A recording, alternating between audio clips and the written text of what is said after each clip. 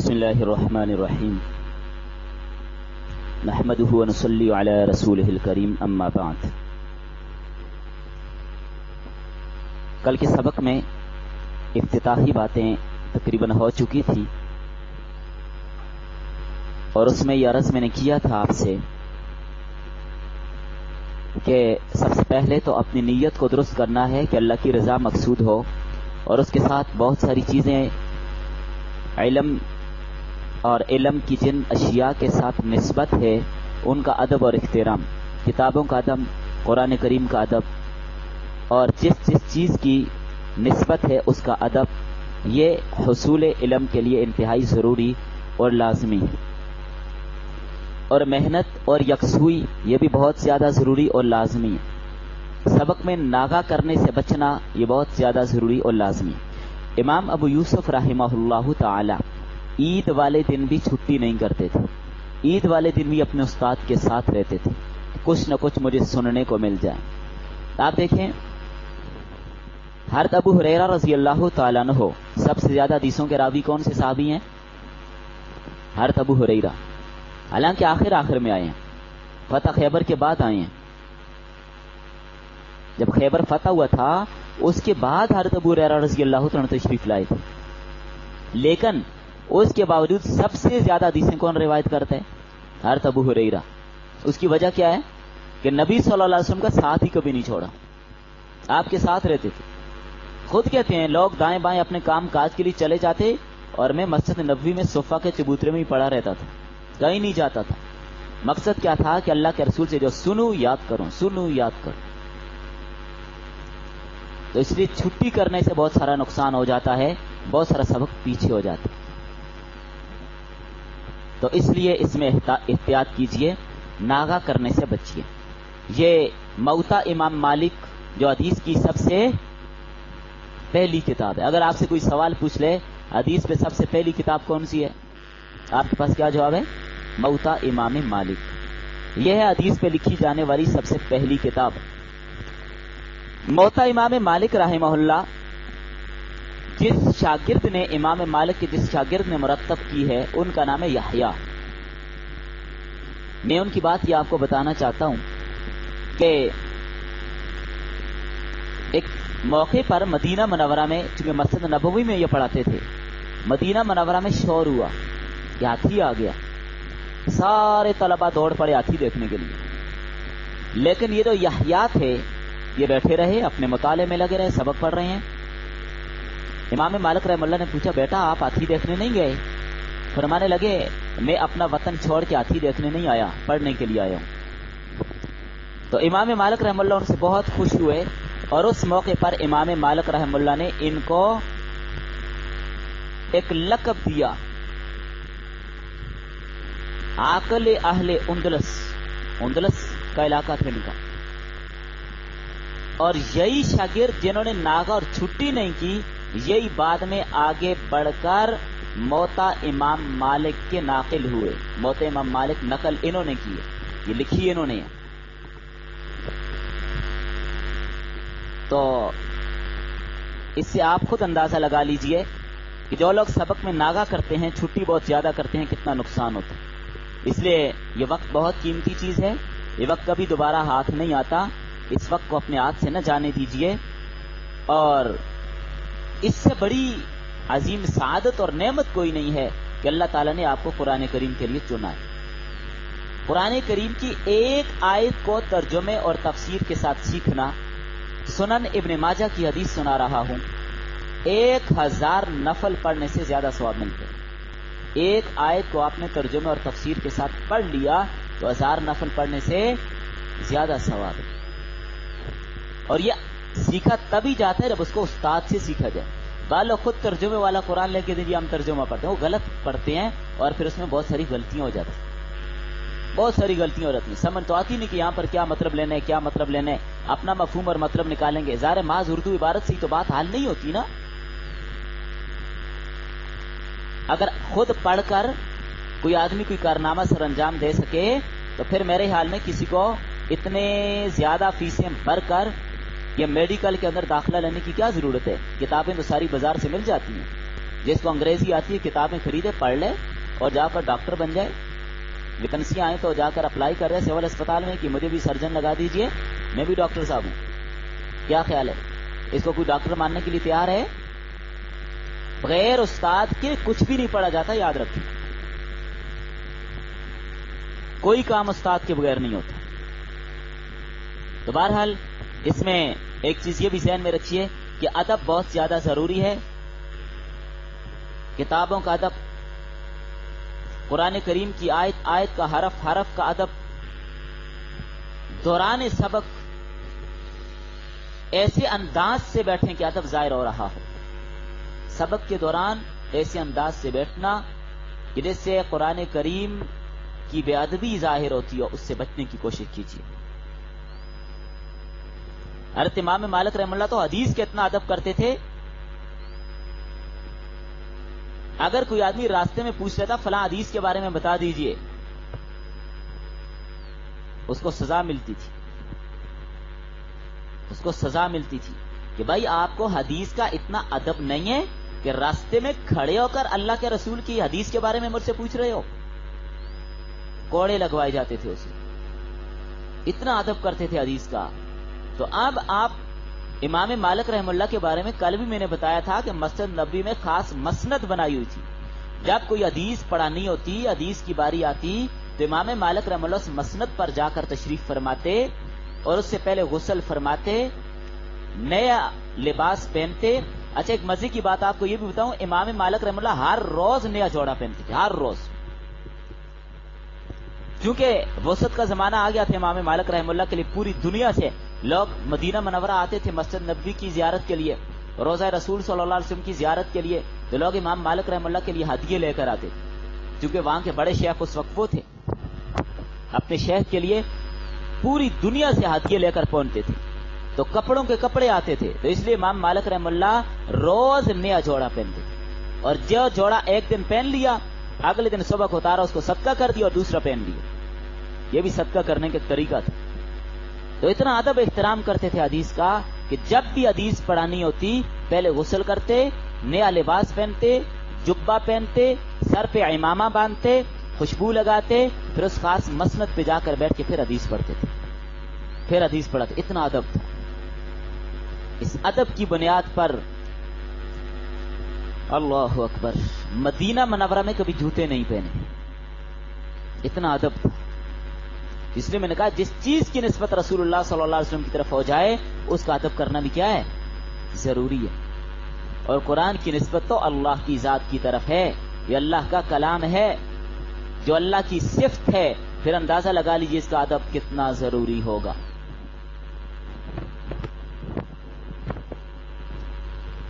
امام مالک رحمہ اللہ اتنا ادب فرماتے تھے. کسی نے حضرت سے پوچھا کہ آپ مدینہ کا اور روضہ رسول کا اور مسجد نبوی کا اتنا زیادہ ادب فرماتے ہیں؟ فرمایا ہاں, اور یاد رکھیں اسی وجہ سے اللہ نے اتنا نوازا ہوا تھا, ہر رات خواب میں رسول اللہ صلی اللہ علیہ وسلم کی زیارت ہوتی تھی, ہر رات, ہر رات. یہ ادب کی وجہ سے تھا.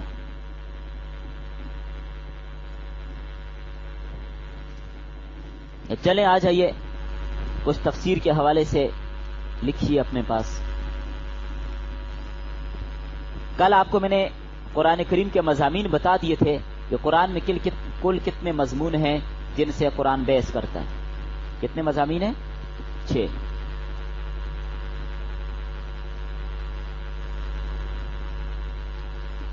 اب یہاں پر آپ یہ بات بھی سمجھ لیجئے کہ ترجمہ کس کو کہتے ہیں, تفسیر کس کو کہتے ہیں. لکھیں اپنے پاس. قرآن مجید کے معنی کو اور مفہوم کو غیر عربی زبان میں منتقل کرنے کا نام ترجمہ ہے. قرآن عربی میں نا, تو اب ان عربی عبارات جو عربی آیات ہیں غیر عربی میں منتقل کرنا, مثلا آپ اردو میں کر رہے ہیں, انگلش میں کر رہے ہیں, پنجابی میں کر رہے ہیں, کسی زبان میں کر رہے ہیں, اس کا نام ترجمہ ہے.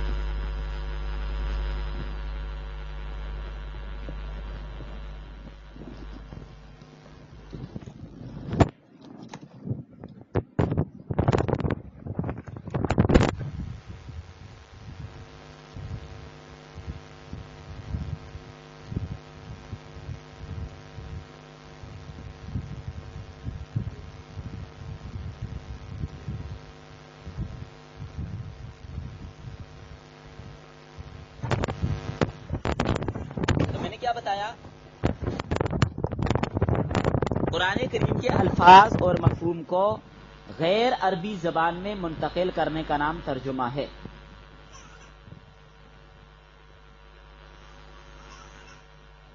آپ نے بیٹے اس کو نیچے چھوڑو.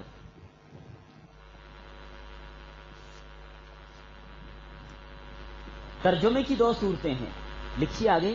ترجمے کی دو صورتیں ہیں، یہ سین والی صورت نہیں، صاد والی. ترجمے کی دو صورتیں ہیں. نمبر 1 تفسیریہ، نمبر 2 حرفیہ. ایک ہے ترجمہ تفسیریہ، ایک ہے ترجمہ حرفیہ.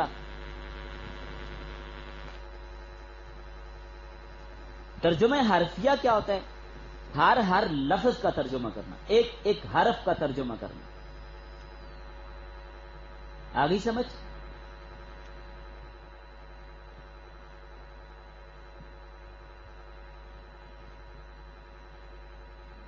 اور تفسیریہ ترجمہ کون سا ہوتا ہے؟ الفاظ قرآنی کی پابندی کیے بغیر، یعنی الفاظ کی پابندی نہیں کی، مفہوم اور مراد کی وضاحت کر دینا، یہ ترجمہ تفسیریہ ہے. الفاظ کی پابندی نہیں کی جاتی کہ یہاں پر یہ لفظ ہے اور اس کا یہ اس حرف کا ترجمہ یہ ہے اور اس کا یہ ہے، ایسا نہیں ہوگا. صرف بعض مفہوم بیان کر دیا جاتا ہے. جیسے آپ دیکھیں نا، الرحمن علم القرآن، اگر آپ اس کا ترجمہ حرفیہ کریں تو اب اس کا ترجمہ ایک لفظ کا ہوگا، لفظی ترجمہ بھی جس کو کہہ دیتے ہیں. لیکن جب تفسیری ترجمہ ہوتا ہے پھر اس کی رعایت نہیں رکھی جاتی.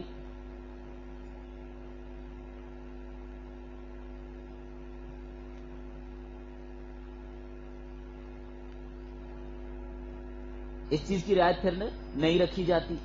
اب اس میں جیسے آپ دیکھیں تفسیری ترجمے میں الرحمن علم القرآن، ہم کیا کہہ دیں گے؟ اس کا کیا مطلب ہے کہ اللہ تعالیٰ یہاں پر یہ فرما رہے ہیں کہ اللہ تعالیٰ نے قرآن سکھایا، بس یہ تفسیری ترجمہ ہے، اس کی مراد یہ ہے. لیکن اب لفظی ترجمہ کریں گے، رحمان سے مراد کیا ہے؟ مہربان. علامہ کیا ہے؟ قرآن کیا ہے؟ ایک کا ہم ترجمہ کر کے جائیں گے. یہ ہوتا ہے لفظی ترجمہ. تو دو ترجمے آپ کو میں نے بتائے.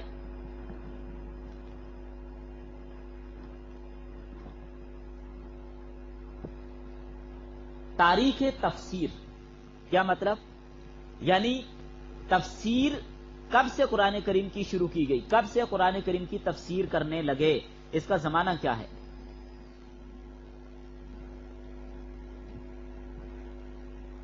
تفسیر کی تدوین کا مطلب لکھنا، جمع کرنا. تفسیر کی تدوین کے 3 ادوار ہیں. ادوار جمع دور کی، یعنی 3 زمانے ہیں. تفسیر کی تدوین کے 3 زمانے ہیں. نمبر 1 عہد اول. الفاظ مشکل تو نہیں ہے جتنا. اب دیکھیں نا، اگر میں کوئی اصطلاحی لفظ بولوں گا تو اس سے فائدہ آپ کو یہ ہوگا کہ لکھنے میں وقت کم لگے گا، ایک جملے میں بات ادا ہو جائے گی.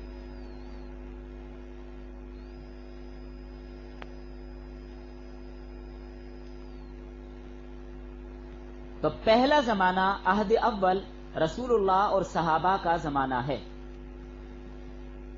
تفسیر کا پہلا زمانہ کون سا ہے؟ رسول اللہ صلی اللہ علیہ وسلم اور صحابہ کا زمانہ.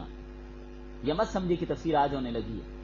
آپ صلی اللہ علیہ وسلم نے صرف قرآن کے الفاظ ہی نہیں سکھائے، تشریح بھی سکھائی ہے صاحب. احادیث کیا ہیں؟ قرآن کی تشریح ہیں. آپ صلی اللہ علیہ وسلم جو احادیث بیان کر رہے ہیں یہ قرآن کی تشریح ہیں، یاد رکھیے گا. اور یاد رکھیے گا قرآن کریم کو ہم نے سمجھنا ہے، تفسیر کرنی ہے رسول اللہ کی حدیث کی روشنی میں. حدیث کی روشنی ڈالیں گے اس پر، یہی تفسیر ہوگی. میں آگے آپ کو تفسیر کا طریقہ بتاؤں گا کہ ہم تفسیر کیسے کریں گے، تفسیر کرنے کا طریقہ کیا ہے، کیسے کیسے کیسے کی جاتی ہے، وہ سارا طریقہ انشاءاللہ آگے آپ کو بتاؤں گا. تو آپ دیکھیں، آپ کے پاس کوئی کتاب موجود ہو لیکن روشنی کا بالکل انتظام نہ ہو، اندھیرا ہو، آپ اس کتاب سے فائدہ لے لیں گی، پڑھ سکیں گی؟ بالکل نہیں، بالکل نہیں، اندھیرے میں وہ کتاب پڑھی نہیں جا سکتی۔ تو قرآن کی تفسیر حدیث کی روشنی میں کریں گے، بغیر حدیث کے تفسیر نہیں ہوتی۔ حدیث قرآن کی تشریح، آپ دیکھیں قرآن نے کہا قیم الصلاۃ، کیا کرو؟ نماز قائم کرو۔ قرآن کی کسی آیت میں نہیں ہے کہ نماز کیسے پڑھنی ہے۔ فجر میں 2 رکعتیں سنت پڑھو، پھر 2 فرض پڑھو، ظہر میں یوں پڑھو، عصر میں یوں پڑھو، مغرب میں یوں پڑھو۔ قرآن کی کسی آیت میں یہ نہیں ہے۔ اس کی تفسیر کس نے کی؟ اللہ کے رسول صلی اللہ علیہ وسلم نے، اور عملی طریقے پر نماز پڑھ کر دکھائی کہ یوں پڑھنی ہے، یوں قیام کرنا ہے، یوں رکوع کرنا ہے، یوں سجدہ کرنا ہے۔ یہ عملی طریقہ اللہ کے رسول کی حدیث نے بتایا۔ تو یہ حدیث کیا ہے؟ قرآن کی تشریح ہے۔ کتب حدیث میں تفسیر کے ابواب مستقل ہیں، جیسے امام بخاری نے بخاری شریف میں کتاب التفسیر بھی لکھی ہے، باقی بھی حدیث کی کتابوں میں ساتھ کتاب التفسیر بھی ہے، اس میں مختلف صورتوں کی مختلف آیتوں کی تفسیر بھی لکھی گئی ہے۔ حضور صلی اللہ علیہ وسلم سے صحابہ نے براہ راست قرآن سیکھا ہے۔ بہت بڑی تعداد تھی صحابہ کی جن سے قرآن کریم کی تشریح منقول ہے، جیسے حضرت ابو بکر، حضرت عمر، حضرت عثمان، حضرت علی، حضرت عبداللہ بن مسعود، حضرت عبداللہ بن زبیر، اور حضرت عبداللہ بن عباس، حضرت عبداللہ بن عمر، حضرت ابی بن کعب، زید بن ثابت، حضرت ابو موسیٰ اشعری۔ یہ جو چند میں نے صحابہ کے نام گنوائے، یہ بڑے بڑے صحابہ تھے جنہوں نے رسول اللہ صلی اللہ علیہ وسلم سے تفسیر سیکھی تھی اور تفسیر میں بڑے ماہر تھے۔ باقی لوگ آگے ان سے پھر سیکھتے تھے۔ تو پہلا زمانہ تفسیر کا کیا ہے؟ عہد نبوی اور صحابہ کا زمانہ۔ عہد دوم دوسرا زمانہ جس میں تفسیر پہ کام کیا گیا، تابعین کا زمانہ ہے۔ تابعی کس کو کہتے ہیں؟ شاباش،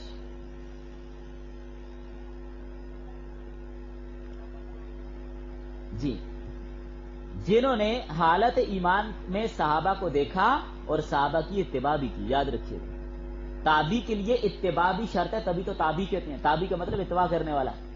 اگر کسی آدمی نے صحابی کو دیکھا ہے لیکن صحابی کی بات نہیں مانی، صحابی کی اتباع نہیں کی، تو اس کو تابعی نہیں کہتے۔ تابعی تب بنے گا جب صحابی کی اتباع کرے۔ آئی سمجھ؟ صحابی کے لیے تو نبی کی صحبت کافی ہے نا، کہ حالت ایمان میں نبی صلی اللہ علیہ وسلم کی صحبت اختیار کر لی اور ایمان کی حالت میں وفات ہوئی، وہ صحابی ہے۔ صحبت نبی کی مجلس۔ لیکن تابعی کے لیے صرف صحبت کافی نہیں ہے، صرف صحابی سے ملاقات کافی نہیں ہے، صحابی کا اتباع بھی ضروری ہے، تب وہ تابعی بنے گا۔ عراق میں، مکہ میں، مدینہ میں یہ تابعین کے زمانے میں بڑے مراکز تھے علم تفسیر کے۔ یہاں پر تفسیر پہ کام ہوتا رہا، جیسے عطا بن ابی رباح، سعید بن جبیر، علقمہ بن قیس، مسروق، اسود، عامر شعبی، حسن بصری، حضرت قتادہ، یہ بڑے تابعین میں سے ہیں جنہوں نے تفسیر پر بڑا کام کیا ہے۔ اور کئی حوالے انشاءاللہ تفسیر میں ان کے میں دوں گا آپ کو کہ یہ تفسیر فلاں نے کی ہے۔ حسن بصری اور قتادہ اور مجاہد اور مسروق اور اسود، ان سے بہت زیادہ تفسیر مروی ہے۔ بہت سارے مقامات پر جو مشکل لفظ ہوگا، جس ایک آیت کی کئی تفسیریں ہوں گی، وہاں پر میں انشاءاللہ ان حضرات کے اقوال آپ کو بتاؤں گا کہ کس نے یہاں پر کیا تفسیر کی۔ عہد صوم تیسرا زمانہ، اس میں آپ لکھیے تدوینی مراحل۔ اس تیسری صدی میں، تیسرے زمانے میں تدوینی مراحل شروع ہوئے۔ تدوینی مطلب تفسیر کو کتابوں میں پہلے تو پڑھا دی جاتی تھی نا، لکھا تو نہیں جاتا تھا۔ یہ تیسرے زمانے میں باقاعدہ تفسیر کو لکھنا شروع کیا، لکھا گیا۔ یہ تیسری صدی ہے۔ اس دور میں تدوینی کام شروع ہوا۔ تو یہ کل 3 مراحل ہیں، 3 مرحلے ہیں۔ نمبر 1، محدثین نے احادیث کی کتب میں تفسیر کے باب قائم کیے، یعنی الگ کتاب نہیں لکھی تفسیر کی، بلکہ حدیث کے اندر ہی جو تفسیر والی آیات یا حدیث کے ساتھ جن صورتوں کی تفسیر کی ہے، اور ان کو اپنی حدیث کی کتابوں میں کتاب التفسیر کے نام سے جمع کر دیا. حدیثی کی کتابوں کے اندر آپ کو کتاب التفسیر بھی مل جائے گا. کچھ مختصر تفسیر اس میں کر دی. ایک مرحلہ. دوسرا مرحلہ پورے قرآن کی بالترتیب یعنی الحمد سے لے کر والناس تک تفسیر کا تھا. تو اس دوسرے زمانے میں تفسیر کے فن کو حدیث کے فن سے الگ کر دیا گیا. اب یہ جو دوسرا مرحلہ ہے اس میں حدیث میں محض تفسیر کو نہیں لکھا بلکہ تفسیر کی کتابیں ہی الگ کر دی اور الحمد سے لے کر والناس تک پورے قرآن کی تفسیر الگ سے جمع کی گئی. جیسے اس میں امام ابن ماجہ، امام ابن جریر طبری، امام ابن ابی حاتم، یہ نمایاں کردار کی شخصیات ہیں جنہوں نے تفسیر پر الگ کام کیا. تفسیر طبری کو انشاءاللہ ہم اپنے سبق میں بہت زیادہ لیں گے. بہت زیادہ حوالے آپ کو تفسیر طبری کے آپ کے سامنے آئیں گے اور اس حوالے سے میں وضاحت بھی کر دوں گا. نہیں تو وضاحت نہ بھی کی تو زیادہ تر تفسیر طبری سے ہوگی.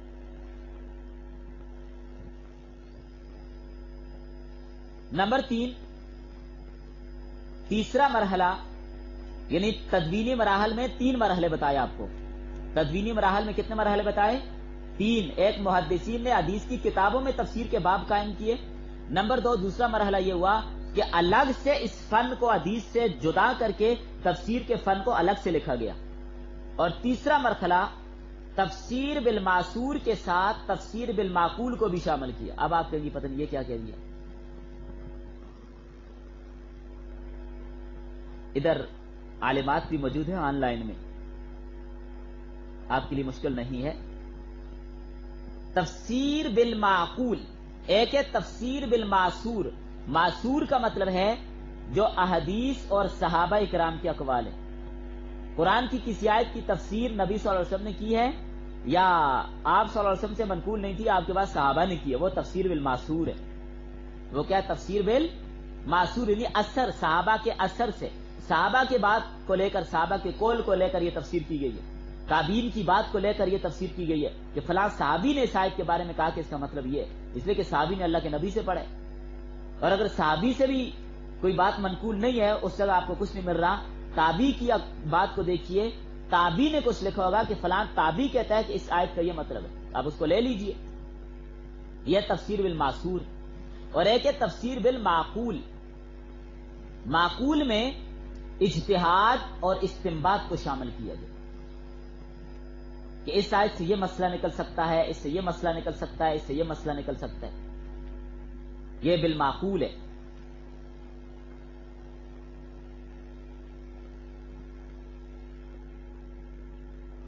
تو اس طرح یوں سمجھیے کہ فن تفسیر الگ سے ایک فن بن گیا اور اس فن تفسیر میں حدیث بھی ہے، لغت عرب بھی ہے، معنی اور بلاغت بھی ہے، عقلی توجیحات بھی ہیں، فقہی احکام اور مسائل بھی ہیں، واقعات اور قصص بھی ہیں. اب پورا مجموعہ بن گیا. تو یہ 3 عہد میں نے آپ کو ذکر کیے تفسیر کی. اب آ جائیے تفسیر کا معنی کیا ہے، تفسیر کس کو کہتے ہیں؟ تفسیر کا لغوی معنی کھولنا. کیا کرنا؟ کسی چیز کو کھولنا، اس کو تفسیر کہتے ہیں. کھولنا، وضاحت کرنا، اس کو تفسیر کہتے ہیں.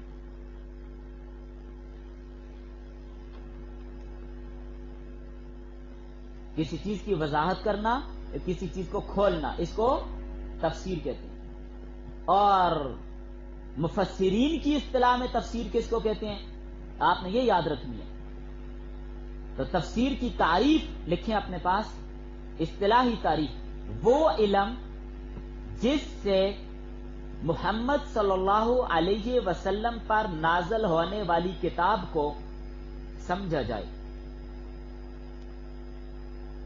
یاد رکھیں بغیر تفسیر کے ہم قرآن کو نہیں سمجھ سکتے. تو قرآن کو سمجھنا ہمارے لیے فرض ہے. جیسے نماز فرض ہے ایسے قرآن کو سمجھنا بھی. تو سمجھیں گے کیسے؟ تفسیر پڑھیں گے. تو لوگوں نے تو بالکل وہ سمجھے بس قرآن کے الفاظ پڑھ لیجیے بس ہے. حالانکہ قرآن کا مقصد یہ ہے کہ قرآن کو سمجھیں کہ یہ کہتا کیا ہے، اس کا مطلب کیا ہے، اور پھر اس پر عمل کریں. یہ قرآن کا مقصد ہے. یہ 2 بنیادی مقاصد ہیں قرآن. آج ہم نے اس کو چھوڑ دیا. اس لیے اللہ کا شکر ادا کریں روزانہ سبق پڑھنے کے بعد نا یہیں پر 2 نفل پڑھ کے جایا کریں شکرانے کے طور پہ کہ یا اللہ تیرا شکر ہے کہ تو نے ہمیں اپنی کتاب سیکھنے کا موقع دیا. یقیناً اللہ کی بہت بڑی نعمت. جس کو اللہ منتخب کرتا ہے وہی آتا ہے. آپ سب کو اللہ نے چنا ہے تو آپ آئی ہیں، ورنہ اور ہزاروں عورتیں وہ کیا نہیں آئی. آپ کا انتخاب اللہ کی نظر میں تھا اس لیے آپ آئی ہیں. تو اپنے اس قسمت پر ناز کیجئے. تو میں نے بتایا اصطلاحی تعریف تفسیر کی کیا ہے، وہ علم جس میں محمد صلی اللہ علیہ وسلم پہ نازل ہونے والی کتاب کو سمجھا جائے اور اس کی مراد کو واضح کیا جائے. یہ ہے تفسیر کی تعریف. یاد ہو جائے گی.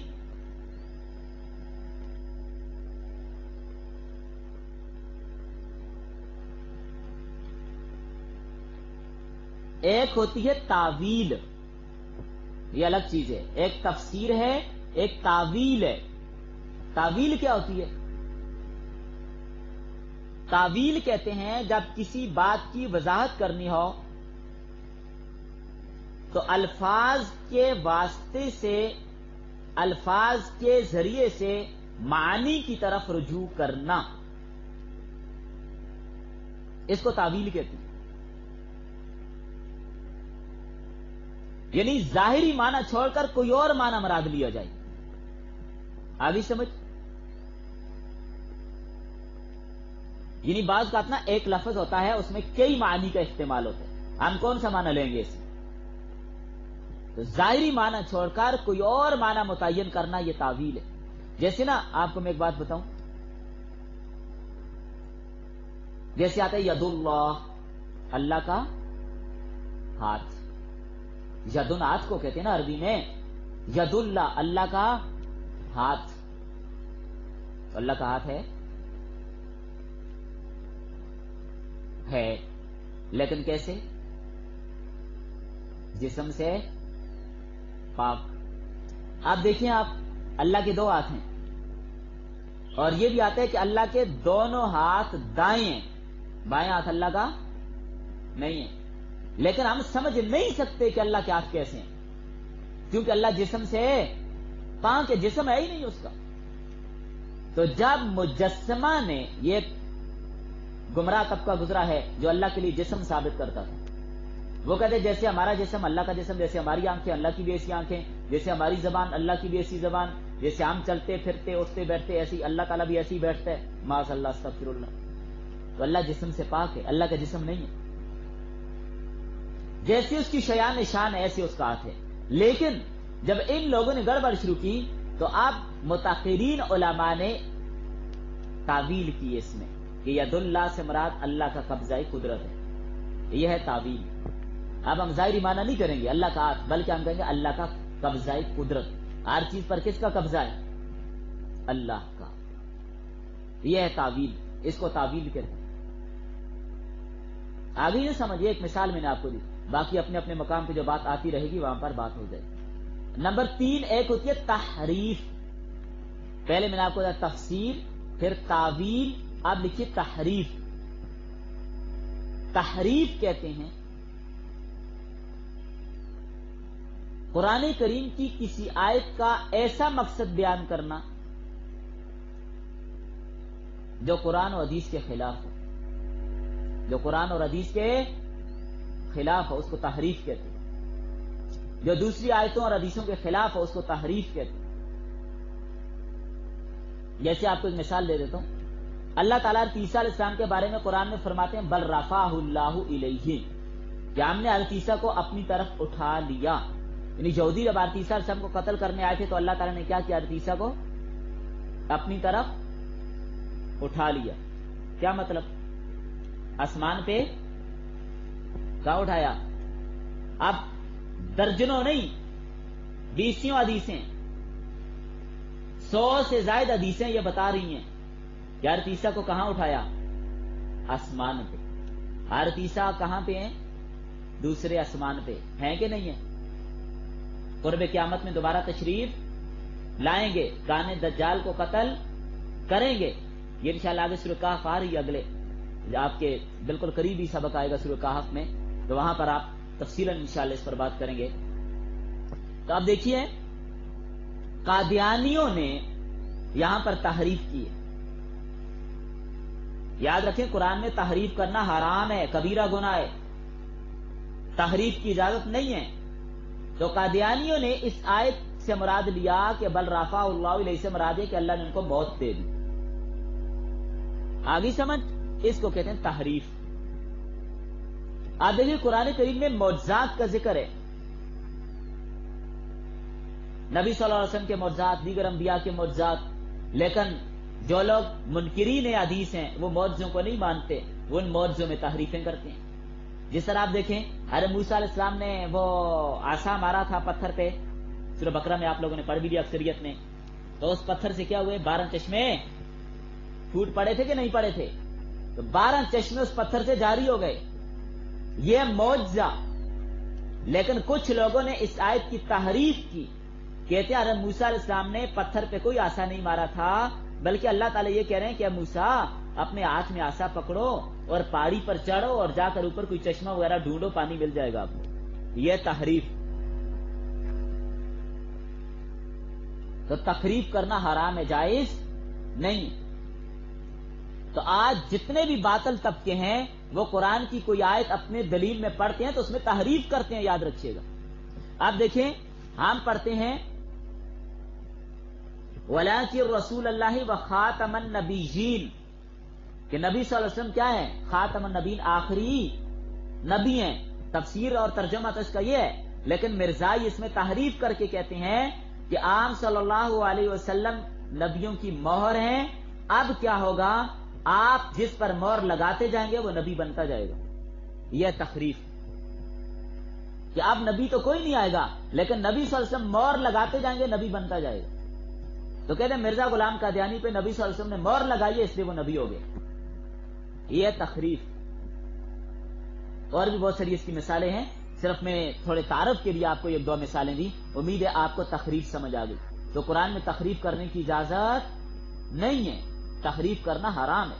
ہاں تفسیر کیجئے، لیکن تفسیر کے بھی اصول و ضوابط ہیں جو آگے انشاءاللہ میں آپ کو بتاؤں گا، ان کی روشنی میں ہوں گے، اپنی مرضی سے نہیں ہوں گے.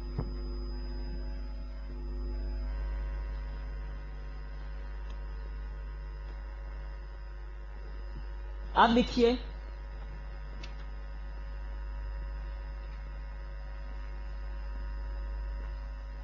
ابھی تو علوم قرآن میں بہت ساری چیزیں ہیں، لیکن میں مختصر کروا رہا ہوں تاکہ ہم فوراً آگے سبق شروع کر لیں.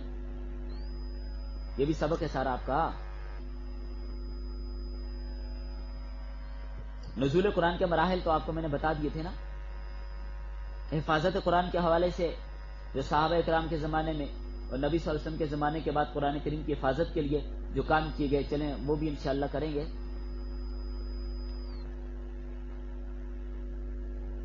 ایک چیز آپ یہاں پر مزید سمجھ لیجئے کہ قرآن کریم کیا ہے؟ وحی ہے. قرآن کیا ہے؟ وحی، جو جبرائیل علیہ السلام کے ذریعے سے نبی صلی اللہ علیہ وسلم کے قلب مبارک پر القاء کیا گیا. اور سب سے پہلے وحی کہاں پر آئی تھی؟ غار حرا میں. جب نبی صلی اللہ علیہ وسلم کی عمر مبارک کتنی تھی؟ 40 سال. جب آپ صلی اللہ علیہ وسلم کی عمر مبارک 40 سال تھی تو غار حرا میں سب سے پہلے وحی نازل ہوئی. تو قرآن وحی ہے. تو اب دیکھیں حلال اور حرام کو، جائز اور ناجائز کو ہم کیسے پہچانیں گے؟ وحی کے ذریعے سے. ویسے ہمیں پتہ نہیں چلے گا. تو اس لیے وحی کی ضرورت ہے، قرآن کی ضرورت ہے، اس کے بغیر ہم چل ہی نہیں سکتے. تو اس لیے قرآن سیکھنا آپ خود اندازہ لگا لیں کہ کتنا ضروری ہوگا.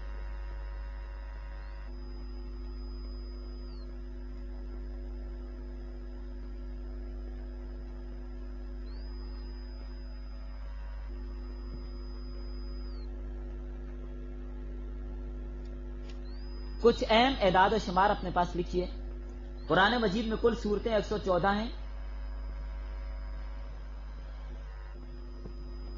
مکی صورتیں 86 اور مدنی صورتیں 28 ہیں. یہاں پہ ایک بات یاد رکھیے، مکی اور مدنی آپ دیکھ رہی ہوں گی، کسی صورت کے اوپر لکھا ہوگا مکی اور کسی پر لکھا ہوتا ہے مدنی. تو اس کا کیا مطلب ہوتا ہے؟ عموماً ہمارے یہاں یہ کہہ دیا جاتا ہے جو مکہ میں نازل ہوئی وہ مکی ہے، جو مدینہ میں نازل ہوئی وہ مدنی ہے. لیکن یہ تفسیر اس کی ٹھیک نہیں ہے. صحیح تشریح اس کی کیا ہے؟ اگر یہ والی تشریح آپ کریں گے نا کہ جو مکہ میں نازل ہوئی ہیں وہ مکی ہیں، تو پھر جب آپ طائف میں تھے وہاں پر جو نازل ہوئی وہ طائفی ہونی چاہیے، حنین میں تو حنینی ہونی چاہیے، بدر میں تو بدری ہونی چاہیے، یہ بھی ہونا چاہیے نا، حالانکہ ایسا تو نہیں ہے. یاد رکھیں جو صورتیں ہجرت سے پہلے نازل ہوئی وہ مکی ہیں، چاہے آپ جہاں پر بھی ہیں. جو صورتیں ہجرت سے پہلے نازل ہوئی وہ ساری کی ساری کیا ہیں؟ مکی. اور جو صورتیں ہجرت کے بعد نازل ہوئی وہ کیا ہیں؟ مدنی. اب دیکھیں جو صورت ہجرت کے بعد نازل ہوئی، اگرچہ آپ صلی اللہ علیہ وسلم حج یا عمرے کے سفر کے لیے مکہ آئے ہوئے ہیں، اب بھی جو صورت نازل ہوئی ہے وہ مکی کہلائے گی یا مدنی کہلائے گی؟ مدنی کہلائے گی، اس لیے کہ ہجرت کے بعد نازل ہوئی ہے. یہ بات ذہن میں رکھیے گا.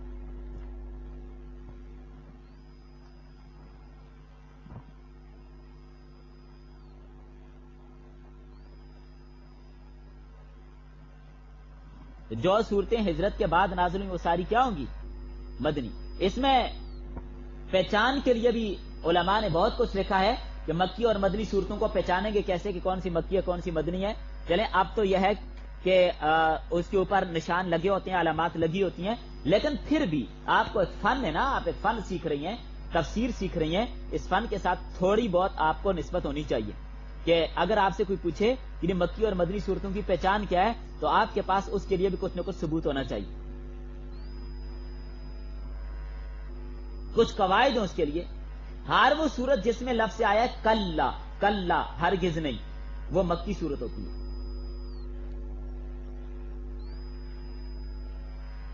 ہر وہ صورت جس میں سجدے کی آیت آئی ہے وہ کون سی ہے؟ مکی.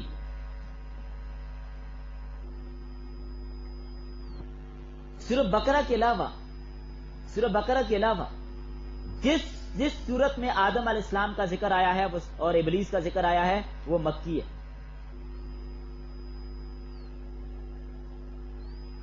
اور ہر وہ صورت جس میں جہاد کا حکم ہے وہ کیا ہے؟ جی جہاد مکہ میں تھا مدینہ میں؟ مدنی ہے. ہر وہ صورت جس میں جہاد کا حکم بیان ہوا وہ مدنی ہے.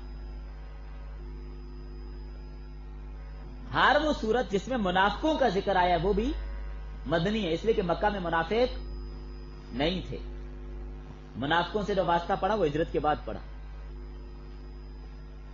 اور اسی طرح مکی صورتوں میں عموماً یا ایھا الناس کہا جاتا ہے اور مدنی صورتوں میں یا ایھا الذین آمنوا کہا جاتا ہے. ادھر مکہ میں عام سارے لوگوں کو خطاب تھا، مدینہ میں پھر مسلمانوں کو تھا. اسی طرح مکی صورتیں اور آیتیں چھوٹی ہوتی ہیں اور مدنی صورتیں لمبی ہوتی ہیں، یہ بھی ایک علامت ہوتی ہے. مکی صورتوں میں زیادہ تر توحید، رسالت اور قیامت کا ذکر ہے، نبی صلی اللہ علیہ وسلم کو تسلی ہے. اور مدنی صورتوں میں احکام بیان ہے، نماز پڑھو، روزہ رکھو، حج کرو، زکات دو، یہ کرو، یہ کرو، یہ کرو، شراب منع فلاں. یہ مدنی صورتوں میں احکامات، چونکہ مدینہ میں جا کر اسلام کو وسعت ملی، ریاست قائم ہو گئی، پھر احکامات آنے شروع ہوئے.